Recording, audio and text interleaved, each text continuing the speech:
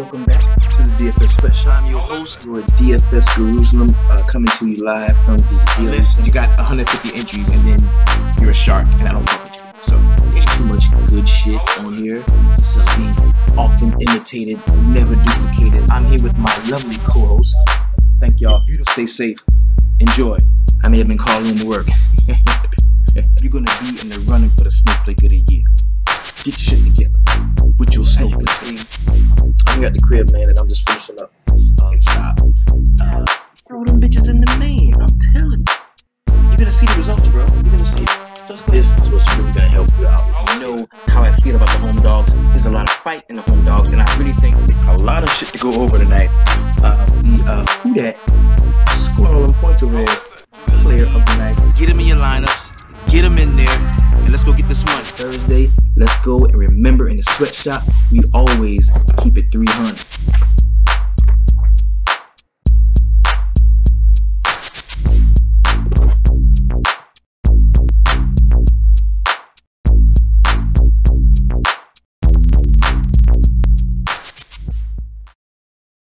Welcome back to the DFS Sweatshop. I am your host, the DFS Jerusalem, and of course, you can follow me on Twitter at DFS Jerusalem. Yo, awesome night of NBA that we just came to an end. Nice night. Awesome. It was ups and downs. It was amazing. The games that we did get a chance to take a look at, and it really sucked.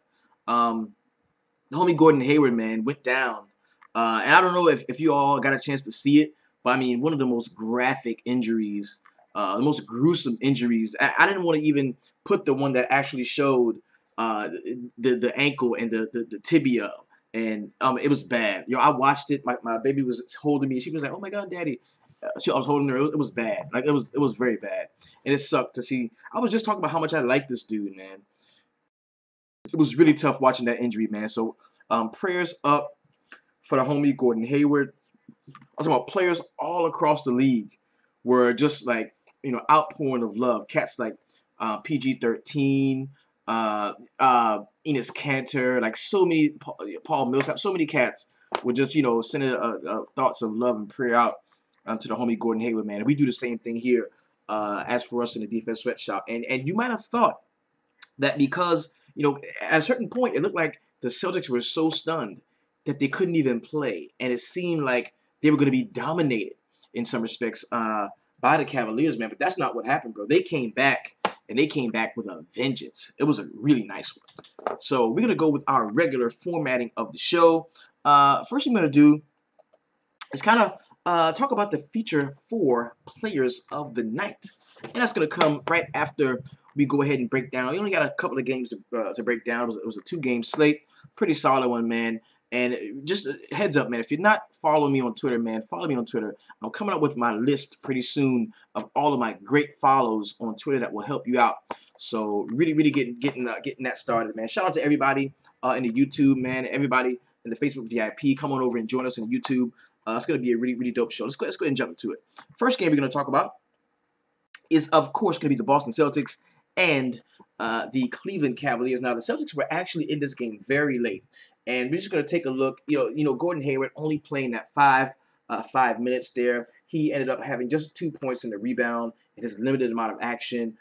We saw, leading the team in scoring was Jaylen Brown, man, a career day for him, 25 points. And you got to think that a lot of that was based off the fact that, Gordon Hayward just wasn't able to come back and play. So, and we also saw Marcus Smart start the second half of that game, and he had a really nice one too. But Jaylen Brown, 25 points, 6 boards, had a couple steals. He shot 11 of 23 from the field, about 47%, pretty decent there.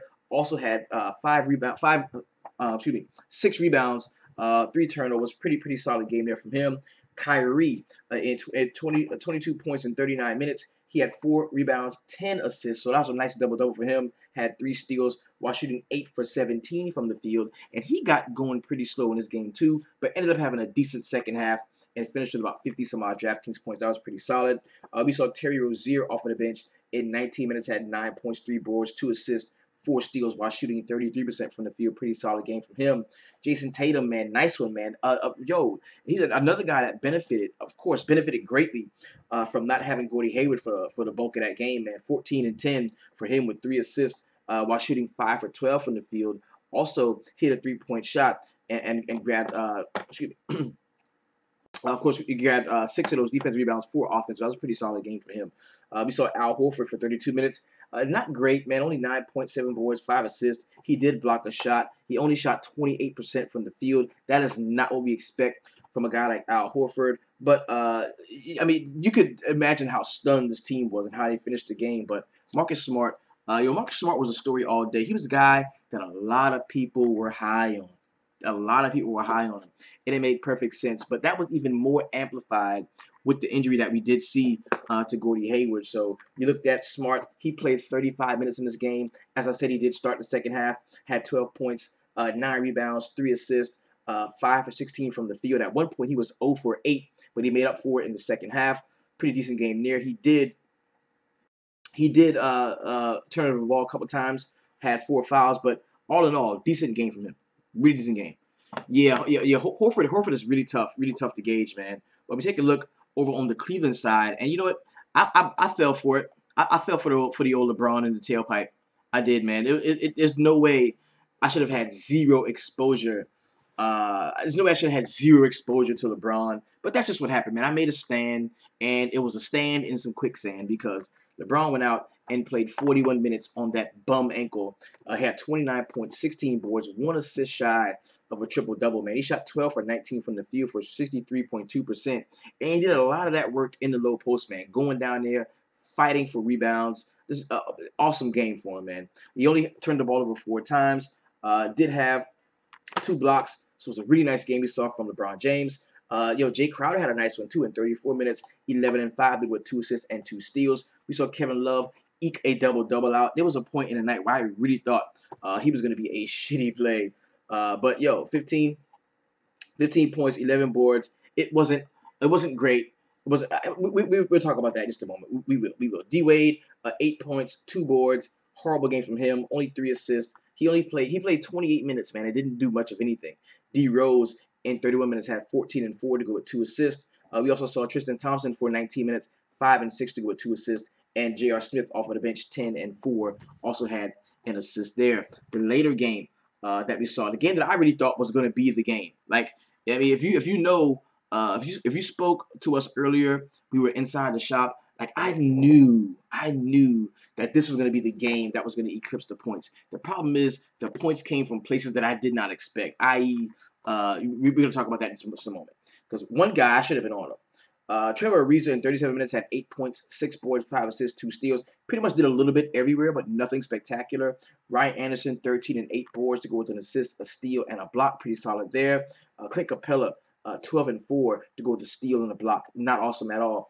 James Harden, man, was outscored by LeBron James, but he did have 27, 6 rebounds, 10 assists, and 1 steal in his 36 minutes. Chris Paul underwhelmed scoring the basketball, only 4 points, going 2 for 9 from the field. Seemed like he had an injury to that knee. I wouldn't be surprised to see him sit out the next game. He did have 8 boards and 11 assists, also 2 steals and 1 block in his 33 minutes. PJ Tucker off of the bench, 20 points.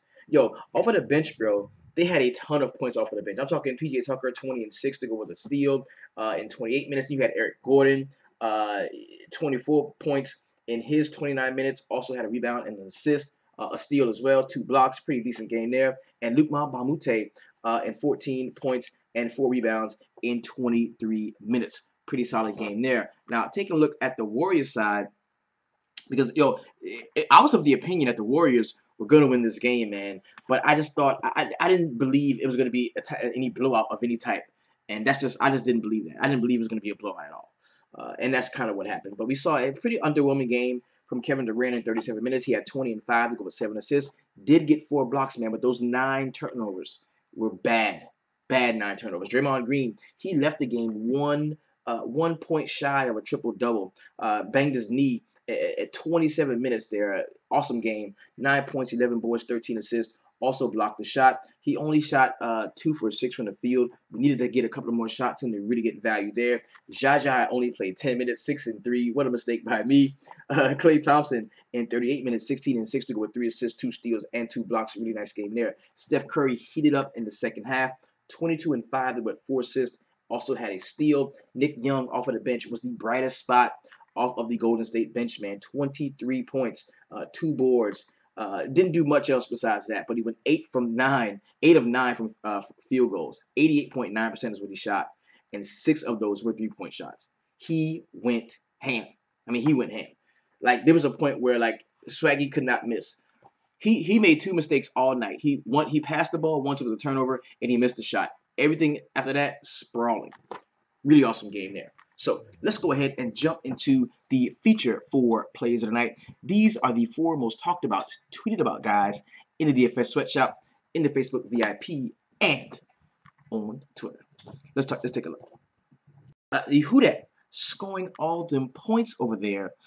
Player of the night. Yo, it can only go to one cat, man. When you look at the Who Dat scoring them points over there, yo, dude went ham, and it was beautiful to see. Like, it's really, yo. Swaggy went ham. Swaggy P went ham. We just talked about that. 88.9% from the field. Like, that's nuts. Swaggy. Who Dat scored on the points over there? 3.2K, solid price for him. Went out and got you 28 DraftKings points. The how did I miss that play tonight is going to go to Eric Gordon, man. 29.75 DraftKings points at 4.6. The reason why he's my how did I miss that play is because I talked about him. He's a guy that we talked about. When we were inside of the sweatshop, I was like, yeah, man, I like this dude. I'm going to stack the shit out of Houston, and I like him. I'm going to take Clint Capella out, and I'm going to use the starting 5 is going to be 4 people from Houston, and then Eric Gordon, which would have been a great strategy if I had done that and then dropped LeBron in there. That would have been nutty. All right, so he is the how did I miss that play tonight? And the heat check play tonight, it doesn't have to go to the guy that scores the most points generally, but it just goes to the guy that wrecked the slate, that just ran the slate. And as you can see, man, it's going to be LeBron James, man. 66.5 DraftKings points. Yo, there's no, LeBron went out and balled, man. He just did. He balled. And would the game have gone differently? Yes, your Swaggy was 2% owned. Yeah. Now, would the game had gone differently if Gordon Hayward played? Maybe, I don't know. But I can tell you this. LeBron went out and fucking balled. And I fell for the old LeBron in the tailpipe, man. I didn't have him anywhere. Straight faded. I ended up winning a couple dollars, but still, man. Not the night that I could have had I replaced my LeBron James, my KD shares with LeBron. That's what I should have did. But hey, you live and you learn. Still was a decent night for me. And now the snowflake of the night. This is going to go out to the motherfucker who fucked up all the lineups. The motherfucker who I had no right playing. This dude picks up 2 early fouls. Comes back right before halftime. Picks up another foul. This dude sucked tonight. Wasn't good at all. I'm talking about you. You, Kevin Love. Tonight, you's a motherfucking snowflake with your old snowflake ass, and I ain't gonna roster your bitch ass again. Till Friday, because you're still good. You're still good. You got LeBron James on your team. You got rid of Kyrie. You can shoot the jump shot. I'm gonna give you another shot. But tonight, you's a motherfucking snowflake with your snowflake ass. Let's get on with the rest of the motherfucking show. Bam. Now, as you know, the big homie, man, I love to play NBA DFS. This is my thing. And I'm going to be rocking, of course, on RotoQL, which I feel it was my favorite DFS tool, man. I love this DFS tool. It's something that I have been using a full cycle. I started using this last year, NBA, on through MLB, NFL. I like it for all of those sports. And we're going to jump right into it, man, because we got 11 games. Yes, we have an 11-game slate popping off. That should be nice. I'm going to enjoy that. I'm going to enjoy that. We have a really nice 11-game slate. Now I'm going to pop this open so you can take a look at it because I want you to see exactly what you're getting in terms of these the way the slates are going to shake out. I want you to see exactly what's happening. Okay, so let's go to we're gonna act like we're gonna create a lineup because I want you to see. Look at the late swap. Oh my God, please, bro. The late swap shit is crazy. Like we need big money contests in the late swap. We really do. We do. Yeah, that shit is crazy. The way they got it set up with the late swap, It's whack. It's whack. I mean, we really this should really be like a better choices here. Okay, so let's take a look. All we got for the classic is an 11 game slate, straight up 11 game slate. There's no turbo. There's no throw them bitches at the main. It's a straight 11 game slate for the classic. All right. All right. So let's look at the late swap. That same way, straight 11 games. The pick 'em, okay, cool. So there's no turbo. It's just straight. It's just straight up whatever. But the late swap tourneys are sucking, man. They're really whack. And I don't know what they're going to want us to do in terms of that. If they want us to fill up their other shit first and then they're going to help us with the late swap. But the prize pools in those late swap tournaments are awful. I didn't even play them today. There was no point in playing the late swap tournament. It was on a two-game slate. There was no point in doing it. So, because everybody's numbers is going to be fairly similar anyway. So there's no point in it. So let's go ahead, man. Jump into it and take a look. We've got 11 games on deck starting at 7 p.m. Eastern time. And just so you know, man, I will be doing a live lock show where we build our lines and get them ready to go from 6 to 7. From 6 to 7 p.m. Eastern, I'm going to be doing a live lock show. And that is only for the DFS Sweatshop VIP. That will be inside of the VIP Facebook group. If you want to be a part of that, man, it's very simple. Go to the website, www.dfssweatshop.com, and make yourself a member. So this is where we're going to build our initial player pool. That's what I like about this. We're going to build our initial player pool here with this. So first game we got is going to be the Charlotte Hornets and the Detroit Pistons. I feel like I know everything about the Pistons now because we had the homie come on and talk about the Pistons on the show. but yeah, let's take a look, okay? Now, first thing you're going to see, we looking at Detroit, man, and we love Andre Drummond in this spot because for a long time, the Charlotte Hornets have been a team that we can attack, rebound in the basketball. But I want you all to understand, now Dwight Howard is here. And look how cheaply priced he is, bro. At 6.5, I kind of like the Dwight Howard here. But we're going to talk about that in just a moment. So, first guy, I'm not very fearful of Charlotte against point guards. I'm really not. Just because, you know, Kemba Walker, while he is a really solid offensive player, he can be at times a defensive liability. The problem is I don't want to play Reggie Jackson in this spot, even though he's 5.3. I think there's other games, other point guards that I can target here. And this, of course, this is my first look, just like it's yours. But give me some Andre Drummond here, of course, at 7.6. I like him in this spot. I think that Tobias Harris is also a guy that we can take a look at here. Ish Smith off of the bench at 4.1. I think it's going to be a thing where we see Reggie Jackson struggle earlier in games, and you see Ish Smith come in and mop up. I like what he can do against this Charlotte Hornets second unit. He's going to be a guy that I'm going to be inserting in my lineups for value. I kind of like him. Also, on the other side, look at Jeremy Lamb, 5.7. This 5.7 Jeremy Lamb is not the same as like 3K Jeremy Lamb from last year that scored 50 points. Like everybody knows that there's no Nick Batum, so Jeremy Lamb is going to be a guy that's going to be fairly high owned. On 11 game slate, ownership does matter. He's not a guy that I particularly love. I'm not in love with Jeremy Lamb. I don't have to play him, but I think that if you wanted to play cats from Charlotte, you know, I'm looking at Kemba Walker possibly at 7.8, even though I don't love him. As a matter of fact, no, I'm not playing Kemba Walker away from the crib. I'm going to try him when they go back to Charlotte before I really dig into Kemba Walker. But I do like Dwight Howard here. I think he's in line for an easy double-double in this spot. I think him and Andre Drummond, both those guys should double-double easy. So, but I really like Dwight Howard because you're going to get that $1,100 discount here. That is an easy double-double. With no Nick Batum, you've got to get Dwight Howard involved more offensively. I trust that easily. Marvin Williams should be a little bit priced a little bit lower than that at 5K. He should be priced less than that. I'm not really in love with him. You look at Frank Kaminsky, a guy that could come off of the bench and play some solid minutes. Maybe even Cody Zeller is a guy that I might get behind. But as far as this, I don't love a lot of this, bro. And Dwayne Bacon at 3K is kind of appealing as well. 5.7 give people a serious pause. Yeah, definitely. Is RotoQL better than Fantasy Labs? Yes. Okay. I'm gonna tell you why I like RotoQL more than Fantasy Labs. Fantasy Labs is like some rocket science shit, and it's like E equals MC squared on some other level shit. Like this shit is too much rocket science. Like they take you all around the world just to say that guy's a good play. You know, it's just too much. It's just too much. It's just too much. Too much to sort through. You know what I mean? Fantasy Labs is for me. Fantasy Labs is for the guy who doesn't watch as much basketball as I watch. If you don't watch as much ball as I watch, then Fantasy Labs would be better for you. But if you watch a ton of basketball and you know a lot about the actual game, I think that Rotokill is all you need. It'll be fine for you. So I like it more. I'm not a Fantasy Labs guy. I'm not for basketball at least. So those are my targets here. At Detroit at home, I think Tobias Harris, Ish Smith, Andre Drummond, those are going to be guys that I do like. Remember that Stanley Johnson is a game time decision in this game, so we've got to stay in tune with the beat writer and see exactly how that's going to play out.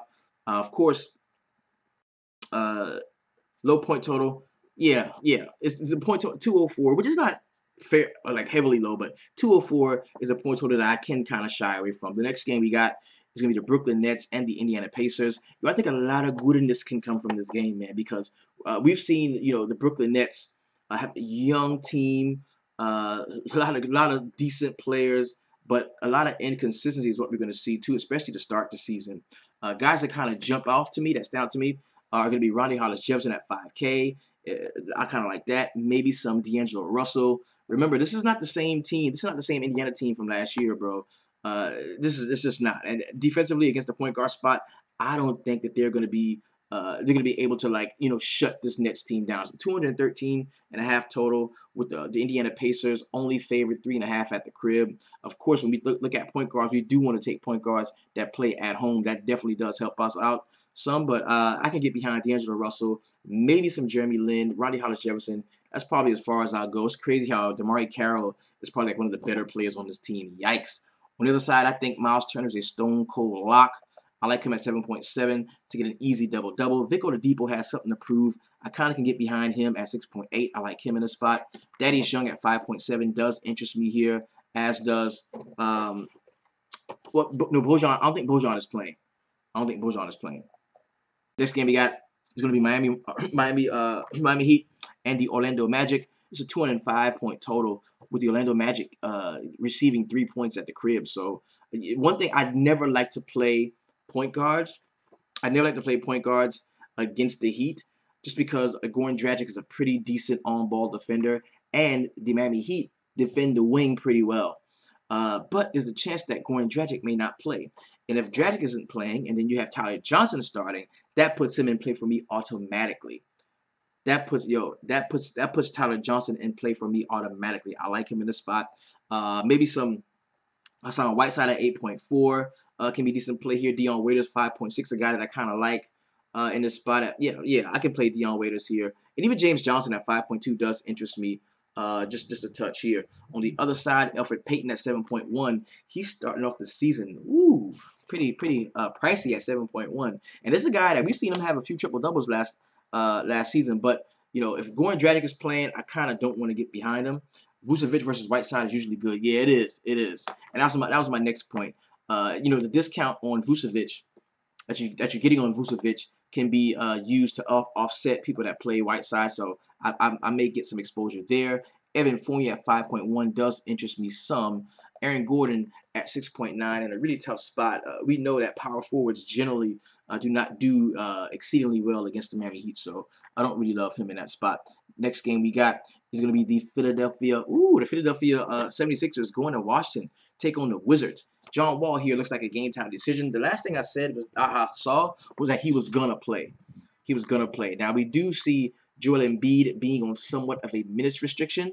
I don't like playing cats on minutes restrictions. Even though Joel Embiid is a guy that can come in and just wreck shop. We understand that. So I'm going to have some exposure to some of the Philly guys, man. I'm looking at Ben Simmons. I'm looking at Joel Embiid here. I'm looking at Dario Saric at 5.7. He's a guy that I really think I can get behind, especially him being in the starting rotation. On the other side, if John Wall plays, I kind of like him. Maybe some Bradley Beal here. I think that Cortez can play at 5.2, a guy that I can use. I kind of like this game, bro. 215.5 total, man. That's pretty solid. And you look at the Washington Wizards, man, giving up 7 to the Sixers at the crib. I kind of like this one. If Embiid had over 25 minutes, I love him. Yeah, definitely. And we're gonna get some real clarification on what that minutes restriction is, man. Because this dude, he can score in a hurry. Like, he can score in a hurry. So I've got no issue playing him, man. See, expects to play roughly 16 minutes in the opener. Yikes! Yikes! Yikes! So that means give me the Saric. That means give me, especially with Gino Okafor and Amir Johnson both being game time decisions. Yeah, I like Saric here. I like Saric and Simmons are guys that I'm gonna be behind. I like those cats, definitely. Next game we got is gonna be the Milwaukee Bucks and the Boston Celtics. The Celtics on a back-to-back, man. We're gonna see this a team again. We're gonna see a team again without Gordon Hayward. And you've got to take a look at Jaylen Brown. He's still priced at 3.9. Again, had sort of a coming out party. It took a little while, a year to get it, but he had somewhat of a coming out party. You got Tatum at 4.1. He was bumped up a little bit due to the ownership he had. I think he was the highest owned of those two on last night's slate. So those guys are going to be in play, as is Kyrie Irving, in my opinion. The one thing I do like in the spot is you look at Giannis Antetokounmpo at 10.3. That guy is in play for me, most certainly. And Malcolm Brogdon at 5.1. He's going to be facing, looking at Kyrie defense. I think that guy is an easy play there. We look at wanting to attack the Boston Celtics on the board. I think we can do that with not only Giannis Antetokounmpo, but even Greg Monroe, if he does play at 5.4, can be a guy that we can definitely use. Definitely. I kind of like him. If he's a game time decision, if he plays, he's a guy that we can definitely use. Next game we got is the New Orleans Pelicans and the Memphis Grizzlies. The Grizzlies starters are already solidified. And this is dope. Give me Mike Conley, bro, at 7.7. I like him. I think I can pair him and Gasol together. I love to play the Memphis Grizzlies at home. The Grizzlies are something different. Mike Conley is a different player at the crib. Him and Marc Gasol, 7.7, 7.8. They usually go fairly low owned. I like them guys. I like those guys a lot in this spot. Even JaMychal Green at 5.2 is kind of appealing. The only thing is a 204-point total, so I don't want to invest too much here. On the other side, you've got Anthony Davis being a game time decision. I think he is going to play. DeMarcus Cousins at 10K. I can definitely get behind Cousins here at 10K. I don't like to play Anthony Davis much. Like, there's going to be a few times in a year where I jump out and I play Anthony Davis, but this is not one of them. I want more of a grinder. Of course, Memphis, we're going to the grindhouse. We're going to the grindhouse. So I want a little bit more of a grinder, a guy like DeMarcus Cousins who's going to bang and get those rebounds down in the low post, who doesn't have to have the ball at the top of the key to score, a guy that can get down there and get those do the dirty work. So I do like DeMarcus Cousins in this spot. I like Gasol. I'm never a fan of using Conley for whatever reason. That's coming from the Dewey TV. That's Josh Dewey, the big homie. All right, cool. I dig it. Let's go. Next game we got is going to be the Atlanta Hawks and the Dallas Mavericks here. Now, we're not going to be seeing Seth Curry. LeBron is out for the time being. That being said, you're getting Yogi Ferrell is going to be starting for the Dallas Mavericks against a team that is really bad against point guards. Dennis Schroeder sucks defensively against point guards. So I definitely think that Yogi Ferrell is in play here. Definitely. I like Dennis Smith Jr. as well. The price is up on him a little bit. To start the season, bro, this dude is pretty expensive. And that's based off how well he played during the preseason. I'm not sure I can really get behind him here. But at 6.8, man, you may want to take a stab at it. But I definitely do like Yogi Ferrell in this spot. We take a look. And see, this is the funny thing. This is the funny thing. Because, if Barea is starting, or if Barea is going to see a lot of minutes off of the bench, not only is he somebody you can look at, but also Gene Clavel, a guy that had a really solid preseason. But so far, man, if Yogi Ferrell should be getting a start, he's a guy I'm going to be looking at. On the other side, as far as the Atlanta Hawks are concerned, I think that Dwayne Dedmon, if he's starting at center, this is definitely in play at 4.5. I kind of like him in the spot. I think Taurean Prince is a guy you can take a look at, as well as Dennis Schroeder at 7.4. Those are going to be my targets there. Next game we got is going to be the Denver Nuggets and the Utah Jazz. And I wanted to take a look and see how Utah would react to losing a couple of those guys and getting a point guard like Ricky Rubio who likes to get out and get after it and kind of run, because we know they've been such a half-court team over the last couple of seasons. And we've got a really big matchup at the center spot here with Nikola Jokic and the homie Rudy Gobert. Rudy Gobert had an awesome preseason. This is a guy that on FanDuel I think is a must play.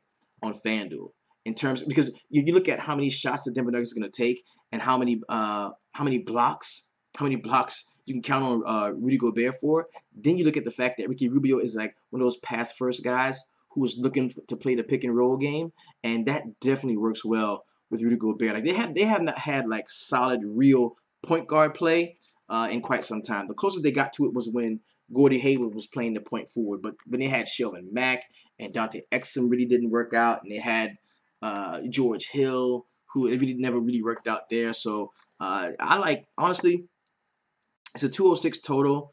We got Utah favored by 2 points. I like Gobert. I think Rubio is in play, and I also like Derek Favors here at 5.5. Those are all guys that I really feel like I can get behind.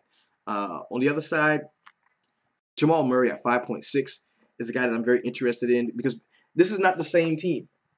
Now, usually Utah, it was tough to play Utah point guards in Utah. It was usually tough to do that, and it's not that way anymore.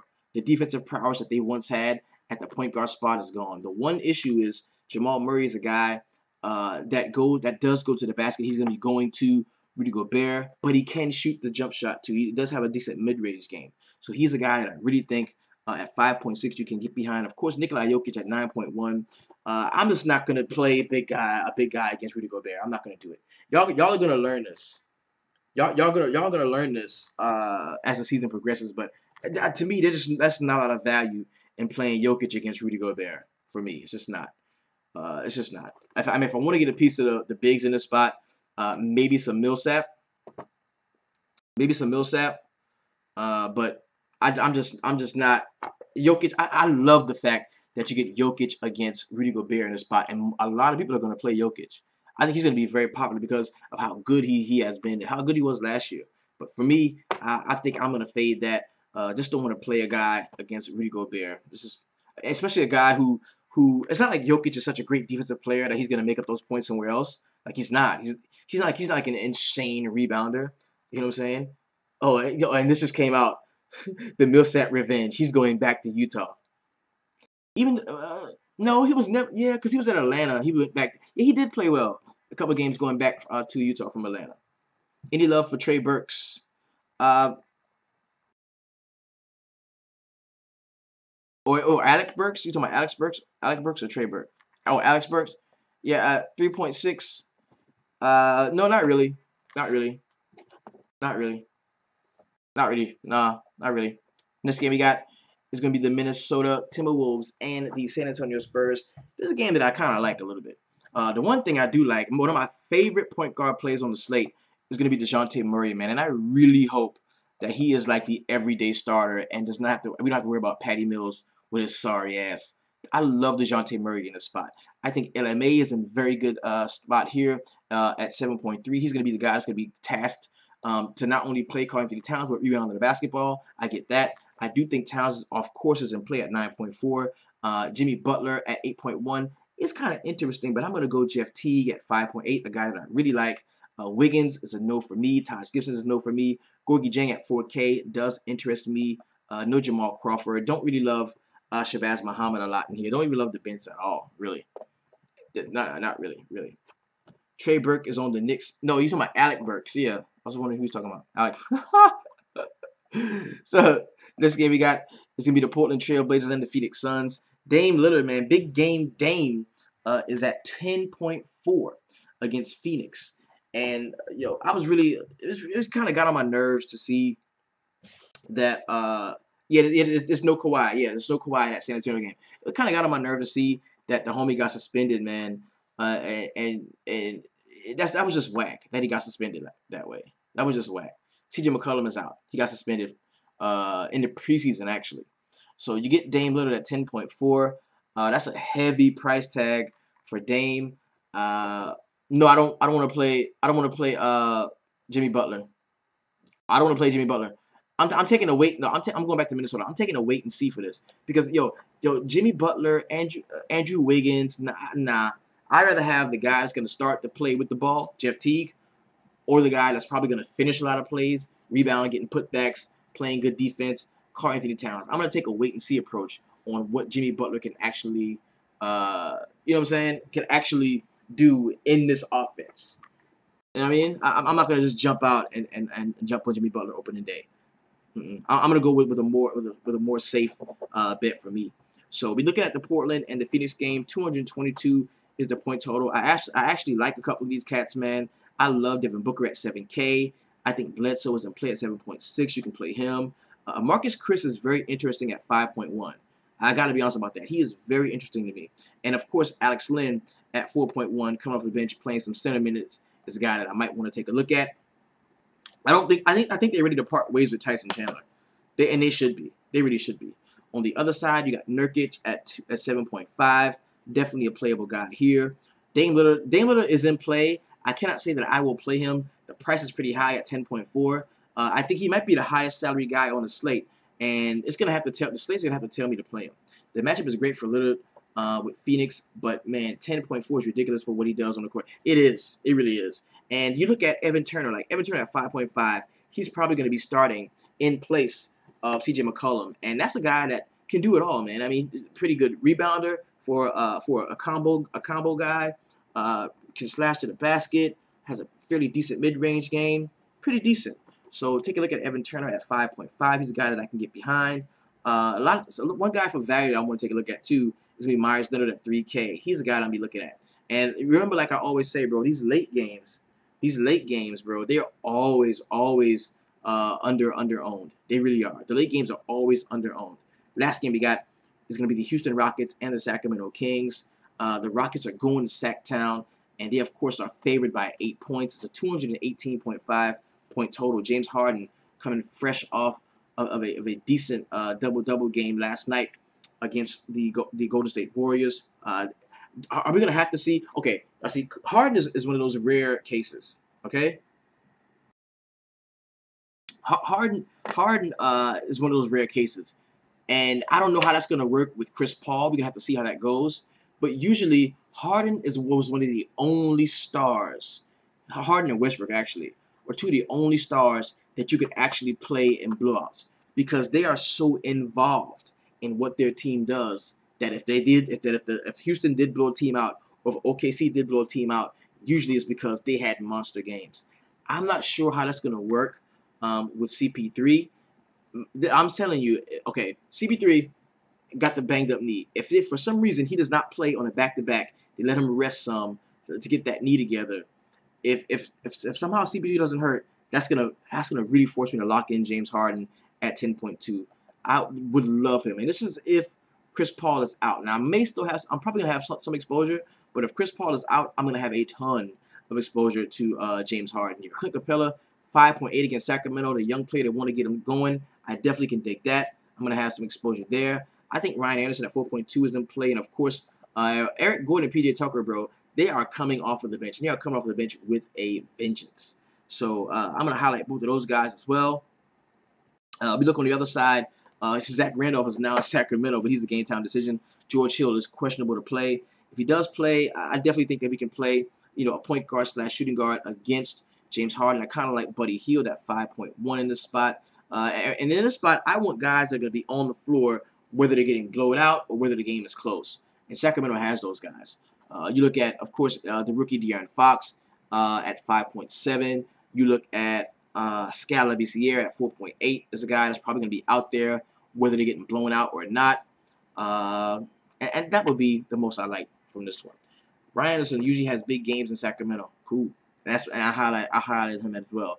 It's a 218.5 point total. So, this is the player pool, man. This is the pool of players that I'm rocking with, man. And I'm gonna take this same group and I'm gonna take them into the Sweatshop VIP. We're gonna chop it up, slice it, dice it, julienne, and come out with some really solid lineups that we're gonna roll into our second night of NBA DFS with.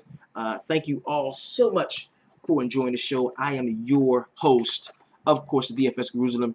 And you can follow me on Twitter at the DFS Jerusalem. Here I go. Yo, special request, bro. If you're listening to this on iTunes, or if you're even on YouTube, if you're an iPhone user, go to iTunes and look me up, okay? And leave a review, rate, like, comment, share. Let me know how much you like it or how much you don't. Whatever it is, just let me know. So, peace and blessings to you. Have a wonderful and profitable Wednesday. Yo, if I don't see you again, it's because you're not in the VIP. But at 6 o'clock, we're going live with our roster building show, driving right into lock. Man, I'm going to be there with you every step of the way. Any question, concern, comment, share them with us in the group. We're going to be chopping it up. Thank you so much for rocking with me. This is your DFS Jerusalem, and I wish you love, peace, and always, always keep it 300. We out.